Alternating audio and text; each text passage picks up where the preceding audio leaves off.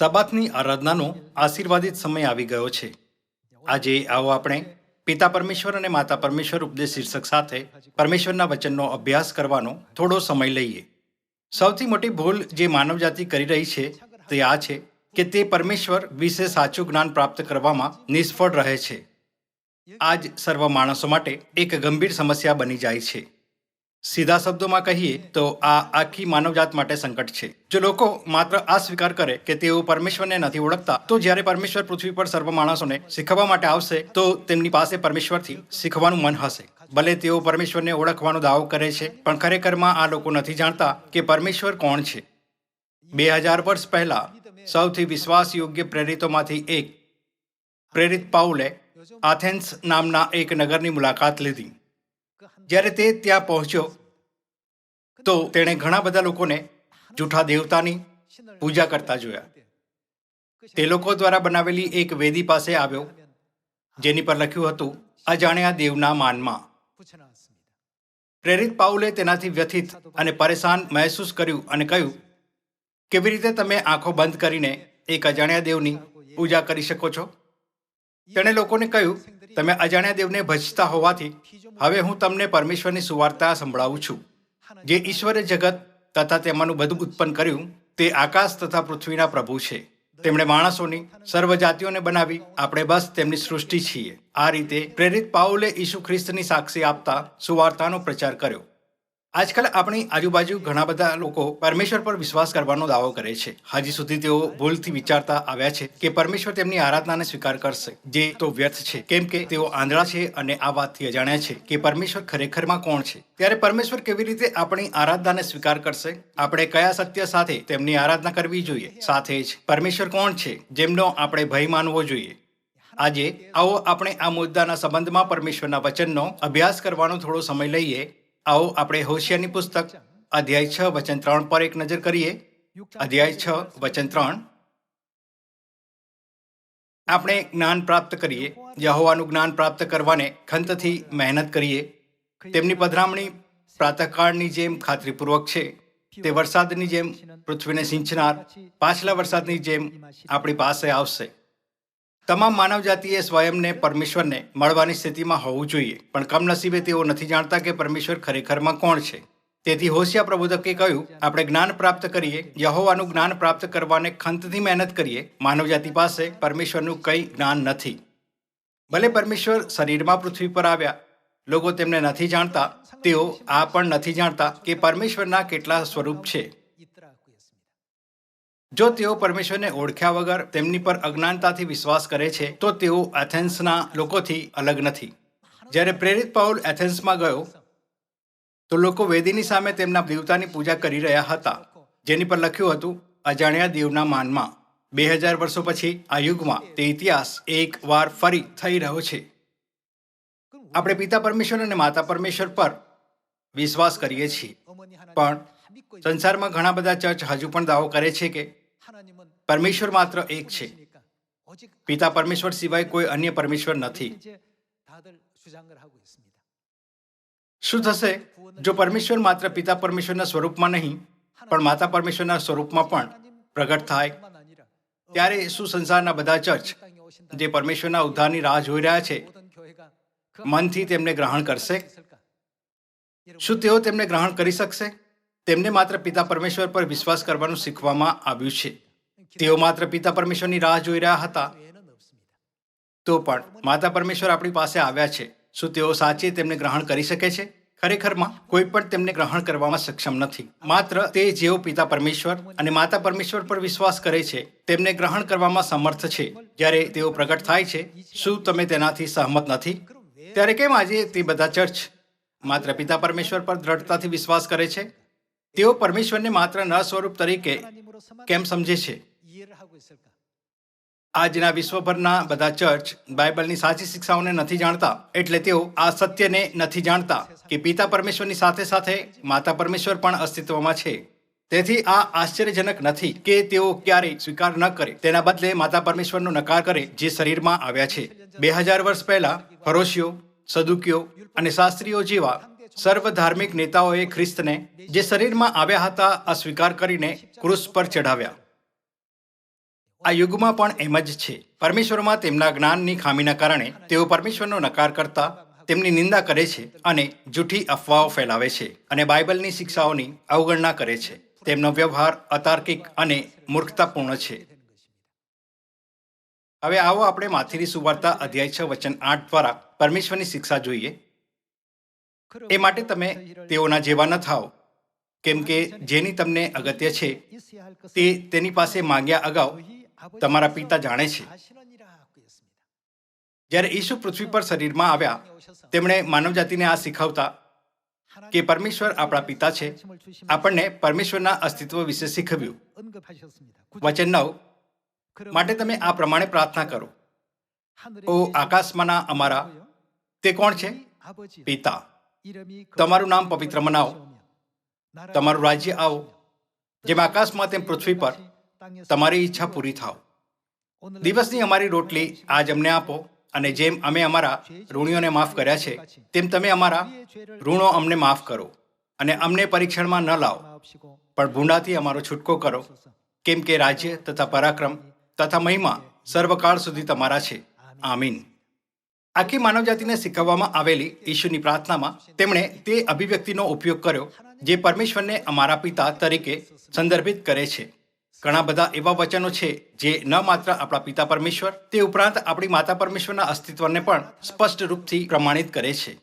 પણ આજે લોકો માત્ર આ વિશિષ્ટ વચન પર ભાર આપે છે જે કહે છે, ઓ આકાશમાંના અમારા પિતા, અને આગ્રહ કરે છે કે પરમેશ્વર આપણા પિતા હોવાથી તેથી માત્ર નર સ્વરૂપના પરમેશ્વરનું અસ્તિત્વ છે.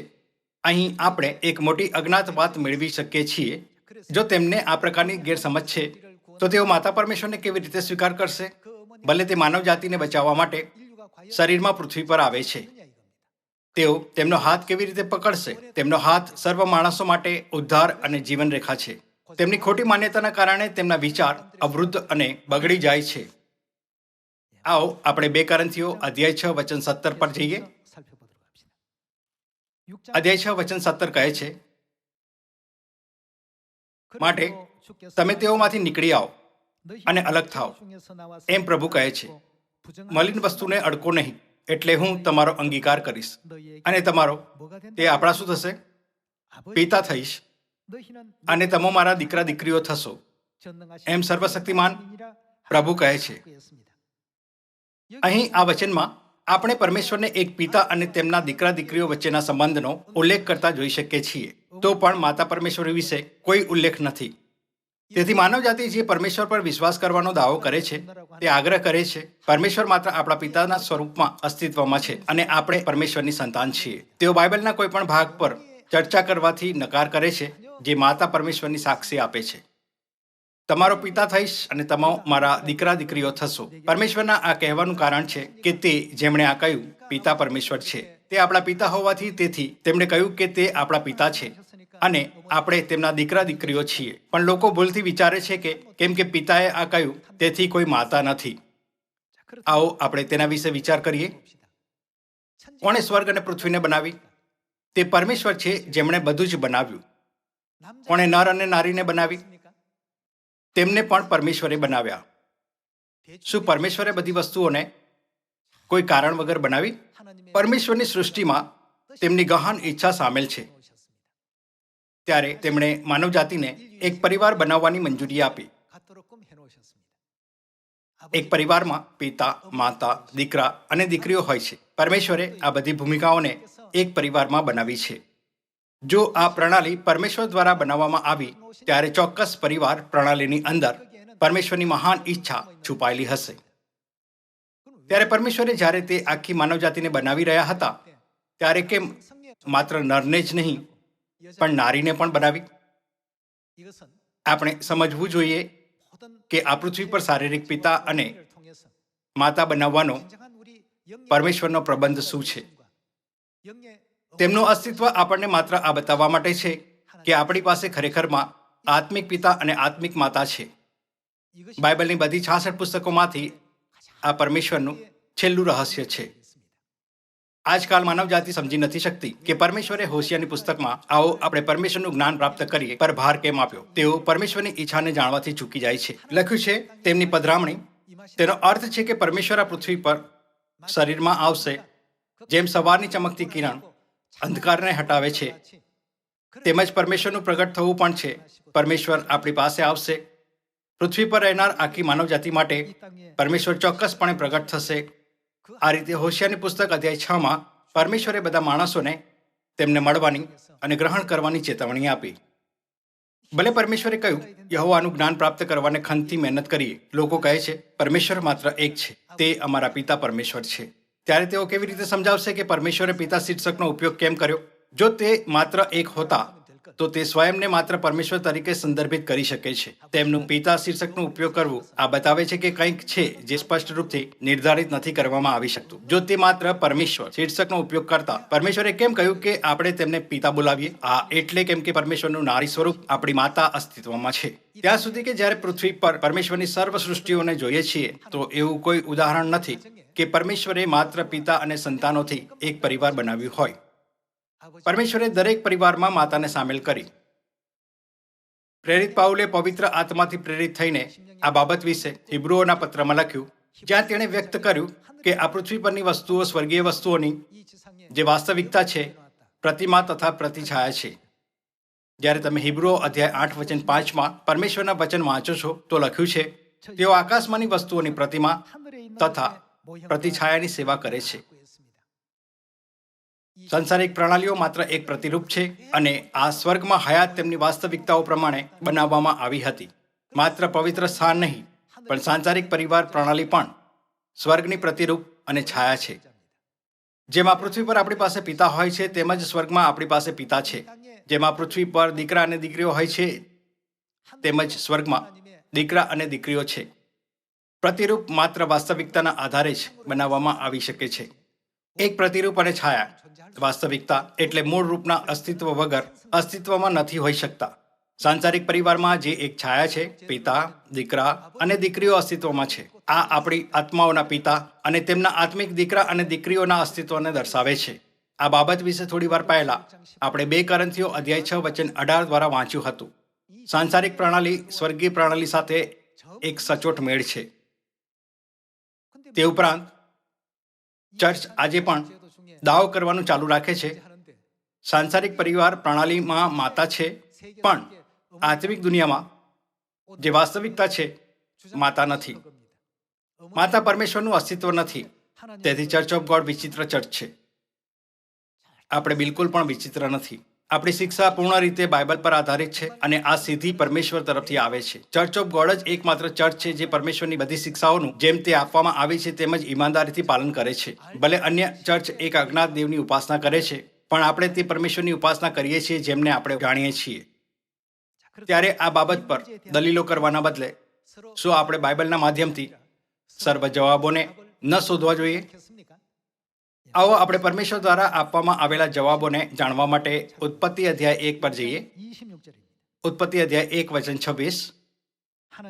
અને ઈશ્વરે કહ્યું, આપણે પોતાનું સ્વરૂપ અને પરમેશ્વરે કેવી રીતે બનાવ્યું તથા પ્રતિમા પ્રમાણે પરમેશ્વરે શું બનાવ્યું?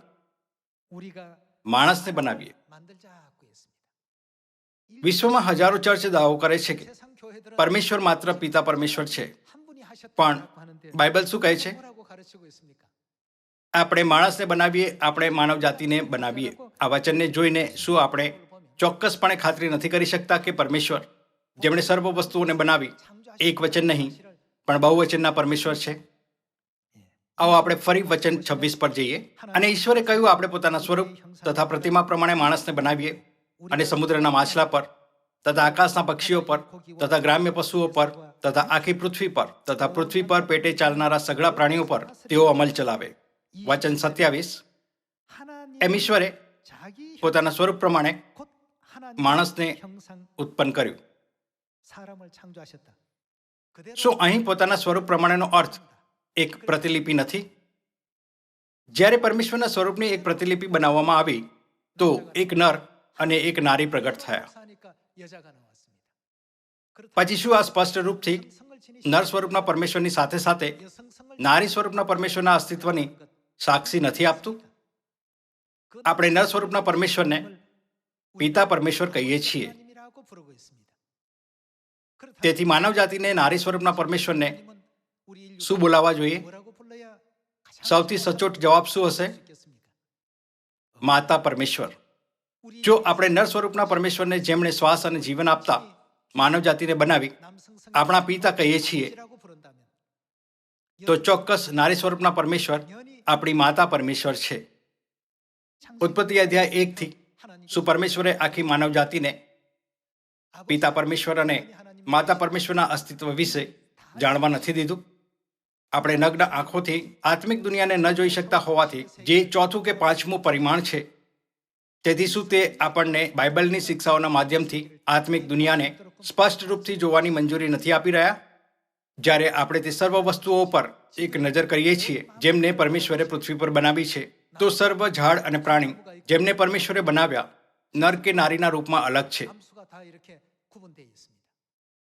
માણસો સાથે પણ તેમજ છે. કેમ પરમેશ્વરે તેને તે રીતે બનાવ્યું? નર સ્વરૂપના પરમેશ્વર અને નારી સ્વરૂપના પરમેશ્વર બંનેનું અસ્તિત્વ હોવાથી 상을 지니신 하나님이 계시기 때문에 તેથી તેમણે એક સાથે શું કહ્યું? 했습니까? આપણે પોતાના સ્વરૂપ 우리의 તથા પ્રતિમા પ્રમાણે માણસને બનાવીએ. 사람을 창조하자. આ રીતે સ્વર્ગ અને પૃથ્વી પર સર્વ વસ્તુઓ બનાવવામાં આવી. ડોંગ એ પબ્લિશિંગ કંપની દ્વારા પ્રકાશિત પુસ્તક ધ મિસ્ટ્રીઝ ઓફ ધ બાઇબલમાં આ પ્રશ્ન પૂછવામાં આવ્યો છે કે પરમેશ્વરે કેમ આપણે કહ્યું? તેમણે કહ્યું કે આ બાબતમાં ભલે કેટલા પણ ધર્મશાસ્ત્રીઓ અને વિદ્વાનોએ શોધ અને અભ્યાસ કર્યો હોય, આ કંઈક એવું હતું જેને કોઈ સમજી ન શક્યું. એવું કેમ છે? એવું એટલે છે કેમ કે પરમેશ્વરને એલોહિમ કહેવામાં આવે છે, જે એક બહુવચન સંજ્ઞા છે. બાઇબલમાં એક વચન સંજ્ઞા અને બહુવચન સંજ્ઞા બંનેનો ઉપયોગ કરવામાં આવ્યો છે. 등장하고 있습니다. જ્યારે આ વિશેષ રૂપથી એક વચન પરમેશ્વરને સંકેત કરે છે, તો તેને એલ તરીકે વર્ણિત કરવામાં આવ્યું છે. જો કે ઉત્પત્તિ અધ્યાય 1માં આ લખ્યું છે, આદિએ ઈશ્વરે આકાશ તથા પૃથ્વી ઉત્પન્ન કર્યા. અહીં એક વચન સંજ્ઞા એલના બદલે બહુવચન સંજ્ઞા એલોહિમનો ઉપયોગ કરવામાં આવ્યો છે. બીજા શબ્દોમાં તેનો અર્થ છે બહુવચનના પરમેશ્વર. શાબ્દિક રૂપથી તેનું અનુવાદ આ પ્રમાણે કરવામાં આવવું જોઈએ: આદિએ બહુવચન ઈશ્વરે આકાશ તથા પૃથ્વી ઉત્પન્ન કર્યા. આ શબ્દ બાઇબલમાં લગભગ 2500 વાર જોવામાં આવે છે અને તેના દ્વારા આપણે સંપૂર્ણ રૂપથી આ વાતની ખાતરી કરી શકીએ છીએ કે પરમેશ્વરે સ્વયંને માનવ જાતિ માટે 알려진 것이 એક વચન પરમેશ્વર તરીકે નથી બતાવ્યા. આજકાલ અસંખ્ય ધર્મશાસ્ત્રી જે બાઇબલનો ખંતથી અભ્યાસ કરવા માટે ઓળખાય છે અને બાઇબલનું એક રહસ્ય કહે છે, તેઓ વિચારે છે પરમેશ્વરે આ બહુવચન સંજ્ઞાનો ઉપયોગ કેમ કર્યો. તેમની પાસે આ પ્રશ્નનો જવાબ નથી. પણ જ્યારે આપણે ઉત્પત્તિ અધ્યાય 1 વચન 26 અને 27 જોઈએ છીએ, તો તેનો જવાબ શોધવો ખૂબ સરળ છે. જ્યારે આપણે આ તથ્યને સમજીએ છીએ કે પિતા પરમેશ્વર અને માતા પરમેશ્વર હયાત છે, તો આ તથ્ય કે બહુવચન સંજ્ઞા એલોહિમનો ઉપયોગ કરવામાં આવી રહ્યો છે બિલકુલ પણ વિચિત્ર નથી. પણ તેઓ બાઇબલને એક ચોક્કસ અવધારણા સાથે જોતા હોવાથી કે માત્ર એક જ પરમેશ્વર છે, તેથી આ એક રહસ્ય તરીકે બની રહેલું છે જેને ક્યારેય ઉકેલી નથી શકાતું. આ ખૂબ જ આશ્ચર્યજનક છે. પરમેશ્વર પ્રત્યે દ્રષ્ટિકોણમાં અંતરના આધાર પર આપણે જે દિશામાં આગળ વધી રહ્યા છીએ તે તેમની દિશાથી અલગ હશે. સંસારના લોકો ક્રિસમસને ખૂબ મહત્વપૂર્ણ માને છે, પણ તેને બાઇબલમાં નથી શોધવામાં આવી શકાતું. પણ આપણે પાસ્કાને મહત્વપૂર્ણ માનીએ છીએ કેમ કે બાઇબલમાં તેની સાક્ષી આપવામાં આવી છે. તેઓ રવિવારની આરાધના કરે છે, જે બાઇબલમાં ક્યાંય નથી જોવામાં આવતી. પણ આપણે બાઇબલમાં પરમેશ્વરની શિક્ષા પ્રમાણે આપવામાં આવેલા સાબાત દિવસ, 7મો દિવસ શનિવારે આરાધના કરીએ છીએ. જે લોકો આ બાબતને નથી સમજતા, તેઓ વિચારે છે કે ચર્ચ ઓફ ગોડ વિચિત્ર છે. બીજા ચર્ચો રવિવારની આરાધના કરે છે, પણ કેમ તે ચર્ચ શનિવારે આરાધના કરે છે? બધા ચર્ચ ક્રિસમસ મનાવે છે, પણ કેમ તે ચર્ચ પાસ્ખાનું પાલન કરે છે? આજકાલ લોકોના વ્યક્તિલક્ષી દ્રષ્ટિકોણથી બાઇબલનું પાલન કરનાર ચર્ચને વિચિત્ર માનવામાં આવે છે. પણ તે ચર્ચને જે પાલન નથી કરતું તેને ખોટું સમજવામાં આવે છે, જેમ કે તે એક સાચું ચર્ચ હોય. આ જ કારણ છે કે આપણે પૂર્ણ રીતે બાઇબલના આધારે બધી બાબતોનો ન્યાય કરવો જોઈએ. બાઇબલ પરમેશ્વરનું વચન હોવાથી જો આપણે પરમેશ્વર પર વિશ્વાસ કરીએ છીએ, તો આપણે બાઇબલ પર પણ વિશ્વાસ કરવો જોઈએ. તેથી શું આપણે બાઇબલની શિક્ષાઓનું પણ ઠીક રીતે પાલન નહીં કરવું જોઈએ? આવો આપણે ગલાતીઓ અધ્યાય 4 વચન 26માં પરમેશ્વરનું વચન જોઈએ. પણ ઉપરનું યરુશલેમ સ્વતંત્ર છે. 자유자니 તે કોણ છે? 누구라고요? તે આપણી 어머니 માતા છે. ઉપરની યરુશલેમ જે સ્વર્ગમાં છે, 바로 આપણી માતાને સંકેત કરે છે. 심볼입니다. આ ખૂબ જ મહત્વપૂર્ણ છે. વચન 27, કેમ કે લખેલું છે, હે વંજા, જેને સંતતિ થતી નથી તે તું આનંદ કર, જેને પ્રસૂતિ વેદના થતી નથી તે તું હર્ષનાદ કર. કેમ કે જેને વર છે તેના કરતાં એકલી મુકાયેલી સ્ત્રીના સંતાન વધારે હોય છે. હવે હે ભાઈઓ, આપણે ઈસાકની જેમ વચનના છોકરા છીએ. પણ તે વખતે જેમ દેહ પ્રમાણે જન્મેલાએ આત્મા પ્રમાણે જન્મેલાને સતાવ્યો, તેમ હમણાં પણ છે. અહીં દેહ પ્રમાણે જન્મ લેનાર આત્મા પ્રમાણે જન્મ લેનાર સાથે શું કરતા હતા? આ કહે છે તેઓ આત્મા પ્રમાણે જન્મેલાને સતાવતા હતા. વચન 30. પણ પવિત્ર લેખ શું કહે છે? દાસીને તથા તેના પુત્રને કાઢી મૂક, કેમ કે દાસીના પુત્રને પરણેતરના પુત્રની સાથે વારસો મળશે નહીં. માટે ભાઈઓ, આપણે દાસીના છોકરા નથી, પણ આપણે કોના છોકરા છીએ? આપણે પરણેતરના છીએ. ત્યારે વચન 26 પ્રમાણે અહીં વર્ણિત પરણેતર સ્ત્રી કોણ છે? ઉપરનું યરુશાલેમ સ્વતંત્ર છે, તે આપણી માતા છે. ગલાતીઓ અધ્યાય 4 આ લખવામાં આવ્યું છે કે માત્ર માતાની સંતાનોને જ અનંત સ્વર્ગના રાજ્યનો વારસો પ્રાપ્ત થશે. માતા પરમેશ્વરની ચોક્કસપણે બાઇબલમાં નોંધ સત્ય પ્રમાણે પ્રગટ થવું જોઈએ. આજે ઘણા ચર્ચ અને સંપ્રદાયનું ગઠન કરવામાં આવ્યું છે, પણ માત્ર એક જ ચર્ચ છે જે માતા પરમેશ્વર પર વિશ્વાસ કરે છે. તે કયું ચર્ચ છે? Church of God world mission society. ભાઈઓ અને બહેનો, કોઈ બીજું ચર્ચ નથી. બાઇબલ કહે છે કે માત્ર પરમેશ્વર આ સત્યને પ્રગટ કરી શકે છે. શું એટલે પિતાએ તેમના હસ્તલિખિત નોટમાં આ નથી લખ્યું, હું માતાનું પાલન કરું છું? આવો આપણે પ્રકટીકરણ અધ્યાય 22 પર જઈએ. વચન 17. આત્મા તથા કન્યા બંને કહે છે, તમારામાંથી અમુક લોકોએ પવિત્ર ત્રિએક વિશે પહેલા જ અભ્યાસ કરી લીધો હશે. તેનો અર્થ છે કે પિતા પરમેશ્વર, પુત્ર પરમેશ્વર અને પવિત્ર આત્મા પરમેશ્વર ત્રણેય એક જ છે. અને આ સત્ય ઘણા બધા લોકોને શીખવવામાં આવ્યું છે. પિતા પરમેશ્વર, પુત્ર પરમેશ્વર અને પવિત્ર આત્મા પરમેશ્વર બધા પરમેશ્વરના નર સ્વરૂપને સંકેત કરે છે, કેમ કે તે બધા એક જ છે. તેથી વચન 17 આત્મા અને કન્યામાં આત્મા પરમેશ્વરના નર સ્વરૂપને દર્શાવે છે. બીજા શબ્દોમાં આ પિતા પરમેશ્વરને સંકેત કરે છે. શું તમને સમજમાં આવ્યું?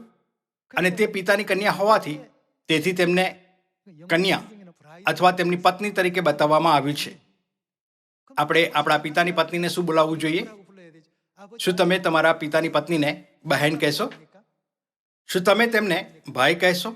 તે કોણ છે? તે આપણી માતા છે. બીજા શબ્દોમાં અભિવ્યક્તિ આત્મા અને કન્યા કહે છે નો અર્થ છે પિતા પરમેશ્વર અને માતા પરમેશ્વર કહે છે. તેઓ શું કહે છે? તેઓ કહે છે, આવો. કોની પાસે? આત્મા અને કન્યાની બાહોમાં. આ રીતે તેઓ હવે આખી માનવજાતિને તેમની પાસે બોલાવી રહ્યા છે. આત્મા તથા કન્યા બંને કહે છે, આવો. જે સાંભળે છે તે એમ કહે કે આવો, અને જે તરસ્યો હોય તે આવે, જે ચાહે તે આવે અને જીવનનું પાણી મફત લે. શું બાઇબલ કહે છે કે આપણે આ વચનમાં કંઈ પણ વધારી અથવા તેમાંથી કંઈ કાઢી શકીએ છીએ? આવો વચન 18 જોઈએ. આ પુસ્તકમાંના ભવિષ્ય વચનો જે કોઈ સાંભળે છે તેને હું સોગંદ દઈને કહું છું, જો કોઈ તેઓમાં વધારો કરશે તો તેના પર ઈશ્વર આ પુસ્તકમાં લખેલા અનર્થો વધારશે. વચન 19. વળી જો કોઈ આ ભવિષ્ય વચનના પુસ્તકમાંથી કંઈ પણ કાઢી નાખશે, એટલે કંઈક ઘટાડશે, તો ઈશ્વર તેનો ભાગ જીવનના ઝાડમાંથી તથા પવિત્ર નગરમાંથી, એટલે આ પુસ્તકમાં જે જે લખેલું છે તેમાંથી કાઢી નાખશે. બીજા શબ્દોમાં, પરમેશ્વર તેઓથી સ્વર્ગના રાજ્યમાં પ્રવેશ કરવાનો અધિકાર લઈ લેશે. આપણે ચોક્કસપણે આ તથ્યમાં કે આત્મા અને કન્યા હયાત છે કંઈ પણ વધારી કે કાઢી નથી શકતા. માતા નથી. ચર્ચ જે માતા પર વિશ્વાસ કરે છે વિચિત્ર છે. જો કોઈ ચર્ચ આ રીતે આપણા ચર્ચ વિશે ખરાબ બોલે છે તો આ હજી વધારે સાબિત કરે છે કે તે જૂઠા ચર્ચ છે, જેઓ પરમેશ્વરના વચનની નિંદા કે વિરોધ કરી રહ્યા છે અને પરમેશ્વરની શિક્ષાઓની અવગણના કરી રહ્યા છે. બધા લોકો આ વૈશ્વિક ગામમાં માતા વગર જીવન નથી થઈ શકતું. સીધા શબ્દોમાં કહીએ તો ઝાડ અને જંગલી પ્રાણીઓની દુનિયામાં અને ત્યાં સુધી કે માનવીય સંબંધોની અંદર પણ માતા વિના દુનિયા મૃત્યુની દુનિયા છે. જીવન હયાત છે અને આપણો જન્મ થયો છે તેનું કારણ આ છે કે આપણી પાસે માતા છે. તેથી ઉત્પત્તિની પુસ્તકમાં પણ આ જોવામાં આવી શકે છે કે માતાનું બીજું નામ જીવન છે. તે આશ્ચર્યજનક છે. તે જે સૌથી વધારે માતાથી ઘૃણા કરે છે આ આપણો વેરી શેતાન છે. આ ઉત્પત્તિની પુસ્તક અધ્યાય 3:15 જોઈ શકાય છે કે પરમેશ્વરે આ વિશે પહેલા જ ભવિષ્યવાણી કરી દીધી હતી. અંતતઃ આપણે સરળતાથી આ સમજવામાં સક્ષમ થવું જોઈએ કે જેઓ આ બાબત પર ભાર આપે છે માતા નથી, તેઓ તે લોકો છે જે મૃત્યુની દુનિયાથી આવ્યા છે. આપણે જલ્દીથી તપાસ કરીને આ ચોક્કસ કરવું જોઈએ કે આ દુનિયામાં માતા વિના જીવન હોઈ શકે છે કે નહીં. માતા હોવાના કારણે જ જીવન ચાલુ રહી શકે છે અને તે જીવનનો વંશ પેઢી દર પેઢી ચાલતો રહે છે. મને યાદ છે કે એક દિવસે હું તમને તે વિશે બતાવી રહ્યો હતો. મિટોકોન્ડ્રિયલ ડીએનએ જીવનનું મહત્વપૂર્ણ પરિબળ છે. આ માત્ર એક માતાનું મિટોકોન્ડ્રિયલ ડીએનએ હોય છે જે તેમની સંતાનોને આપવામાં આવે છે. પરમેશ્વરનું આ ગહન ઉદ્દેશ તે વખતથી છે જ્યારે તેમણે માનવ જાતિની સૃષ્ટિ કરી. તો પણ હવે 21મી સદીમાં જ્યારે માણસો પાસે વૈજ્ઞાનિક જ્ઞાન અને બુદ્ધિ છે, લોકોએ પ્રાથમિક જ્ઞાન સાથે જીવનની ઉત્પત્તિની તપાસ કરવાનું શરૂ કર્યું. બધા લોકો પરમેશ્વરે તેમની ઈચ્છા વગર આ સંસારને નથી બનાવ્યું. પરમેશ્વરે જે કંઈ પણ બનાવ્યું છે તેના દ્વારા પહેલા જ બતાવી દીધું છે કે જીવન માત્ર ત્યારે જ હોઈ શકે છે જ્યારે માતા હોય છે. તેમ છતાં જે લોકો પરમેશ્વર પર વિશ્વાસ કરવાનો દાવો કરે છે તેઓ બાઇબલ પર શંકા કરે છે અને તેના અર્થને મારી મચડીને મનસ્વી રીતે તેની વ્યાખ્યા કરતા કહે છે. કન્યા સંતોને સંકેત કરે છે. આત્મા અને કન્યા પોકારી રહ્યા છે, જીવનનું જળ પ્રાપ્ત કરવાને આવો. જો કન્યા સંત હોય તો શું તેમને આત્મા અને કન્યાઓ તરીકે વર્ણિત ન કરવામાં આવતું? જ્યારે પિતા પરમેશ્વર જે એક છે અને માતા પરમેશ્વર જે એક જ છે કહે છે, જે તરસ્યો હોય તે મારી પાસે આવે, જેમને તેમની પાસે જવું જોઈએ તે સંત છે. તે ઉપરાંત જેઓ તેમને બોલાવી રહ્યા છે તે પરમેશ્વર હોવા જોઈએ. ભલે બાઇબલને સમજવું ખૂબ સરળ છે, તો પણ આજે ઘણી આત્માઓ જૂઠી શિક્ષાઓમાં ફસાઈ ગઈ છે. એવું એટલે છે કેમ કે તેઓ આ શિક્ષાઓને નથી સમજતા. આવો આપણે એફેસીઓ અધ્યાય 4:4 હજુ એક વચન જોઈએ. આપણને સારી રીતે આ વચનનો અર્થ ખબર હોવો જોઈએ જેથી આપણે કોઈનાથી પણ બાધિત ન થઈએ. જેમ તમારા તેડાની એક આશામાં તમને તેડવામાં આવ્યા છે, તેમ એક શરીર તથા એક આત્મા છે, એક પ્રભુ, એક વિશ્વાસ, એક બાપ્તિસ્મા, એક ઈશ્વર એટલે સર્વના પિતા. આ કહેતું હોવાથી એક જ પરમેશ્વર છે તો કોઈ ખોટું સમજી શકે છે, પણ તે પછી આ શું કહે છે? એક ઈશ્વર એટલે સર્વના પિતા. બધા લોકો શું ચર્ચ ઓફ ગોડ એ ક્યારેય શીખવ્યું કે આપણી પાસે બે પિતા પરમેશ્વર છે? ક્યારેય નહીં. કેટલા પિતા છે? પિતા એક જ છે. એફેસીઓ અધ્યાય 4 માત્ર એક પરમેશ્વર પિતાનો ઉલ્લેખ કરવામાં આવ્યો છે. આપણા પિતાના રૂપમાં એક પરમેશ્વર છે જેમનો આપણે નકાર કે અસ્વીકાર નથી કરતા. પણ જ્યારે આપણે ઉત્પત્તિ અધ્યાય 1 જોઈએ છે તો ચોક્કસપણે માતા પરમેશ્વરનું અસ્તિત્વ છે, ખરું ને? શું ગલાતીઓ અધ્યાય 4:26 પણ માતા વર્ણિત નથી? શું તેમનો ઉલ્લેખ પ્રકટીકરણ અધ્યાય 22:17 આત્માની કન્યા તરીકે નથી કરવામાં આવ્યો? હિબ્રુમાં લખેલી મૂળ બાઇબલમાં એલોહિમ પરમેશ્વરનો લગભગ 2500 વાર ઉલ્લેખ કર્યો છે. આ બધી શિક્ષાઓના માધ્યમથી ચર્ચ ઓફ ગોડ માતા પરમેશ્વર પર વિશ્વાસ કરે છે. તે બાઇબલમાં જોવા મળેલી સાચી શિક્ષા છે. જ્યારે આપણે ન માત્ર પિતા પરમેશ્વર પર પણ માતા પરમેશ્વર પર પણ વિશ્વાસ કરીએ, તેમની શિક્ષાઓને વળગી રહીએ અને તેમનું પાલન કરીએ, ત્યારે આપણે સ્વર્ગીય સંતાનો બની જઈશું જે અનંત સ્વર્ગના રાજ્યમાં પ્રવેશ કરશે, ખરું ને? પરમેશ્વરે કહ્યું, કંઈ વધારવું નહીં, કંઈ કાઢવું નહીં. કોઈ પણ આ તથ્યને બદલી નથી શકતું કે પિતા અને માતાનું અસ્તિત્વ છે. આ કોના વચન છે? આ પરમેશ્વરના વચન છે, જેમણે આપણી માટે અનંત ઉદ્ધારનો માર્ગ ખોલ્યો. સ્વર્ગ આપણું સ્વદેશ છે. જ્યારે આપણે આપણા ઘરે જઈએ છીએ ત્યારે જો આપણા પિતા ત્યાં આપણી માતા વિના એકલા હોય તો આપણને એટલો આનંદ નહીં થાય. એવી દુનિયામાં જ જ્યાં પિતા અને માતા છે, પરમેશ્વર આપણને અનંત આનંદ આપે છે. આવો આપણે આખા સંસારમાં આ ઘોષણા કરીએ કે આપણી સ્વર્ગીય માતા પૃથ્વી પર આવી છે અને સંસારના સર્વ લોકોનું આપણી સ્વર્ગીય માતા નવી યરૂશાલેમની બાહોમાં નેતૃત્વ કરીએ. આશા કરતા કે તમે આજના વચનથી ખૂબ અનુગ્રહ મેળવ્યો, હું આજનો ઉપદેશ સમાપ્ત કરવા ઈચ્છીશ. તમારો ખૂબ ખૂબ ધન્યવાદ.